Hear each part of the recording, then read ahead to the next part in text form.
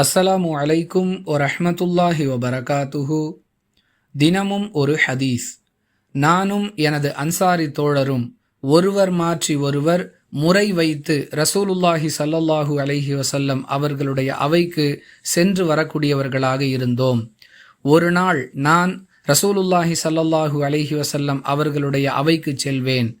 அங்கு நபிகளாருக்கு அருளப்படக்கூடிய இறை செய்திகளை முழுமையாக கேட்டறிந்து அவற்றை என்னுடைய தோழருக்கு நான் அறிவித்து விடுவேன்.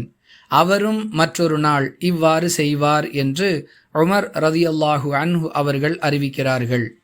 நூல் புகாரி, ஹதீஸ் எண் 89. அன்பிற்குரிய அல்லாஹுவின் நல்லடியார்களே, ஒருவர் மாற்றி ஒருவர் ஒரு நாள் முழுவதையும் மார்க்கத்தை அறிந்து கொள்வதற்காக செலவிட்டிருக்கிறார்கள் என்பதிலிருந்து ஒருவர் நபிகளாருடைய அவைக்கு செல்லும் பொழுது மற்றொருவர் பொருளாதாரத்தை தேடுவதற்காக சென்று விடுவார்.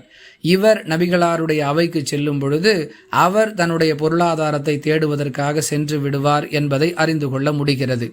நம்முடைய நேரம் முழுவதையும் மார்க்கத்தை அறிந்து கொள்வதற்காகவே செலவு செய்துவிட்டால் குடும்பத்தை பராமரித்தல் என்ற மார்க்க கடமையில் நாம் குறை செய்தவர்களாக ஆகிவிடுவோம் என்ற அடிப்படையில் ஒரு நாளை மார்க்கத்திற்காக தியாகம் செய்து அதன் மூலம் மார்க்க அறிவை வளர்த்து கொள்வதற்கும் அதே நேரத்தில் குடும்பத்திற்குரிய கடமையில் குறை ஏற்பட்டு விடாமல் இருப்பதற்கும் இந்த இரு நபித்தோழர்களும் திட்டமிட்டு செயல்பட்டிருக்கிறார்கள் என்பதை கேட்கும் பொழுது தியாகம் செய்து மார்க்கம் கற்ற நபித்தோழர்கள் மனித சமுதாயத்திற்கான அழகிய முன்மாதிரியாக திகழ்ந்திருக்கிறார்கள் என்பதை உணர்ந்து கொள்ள முடிகிறது.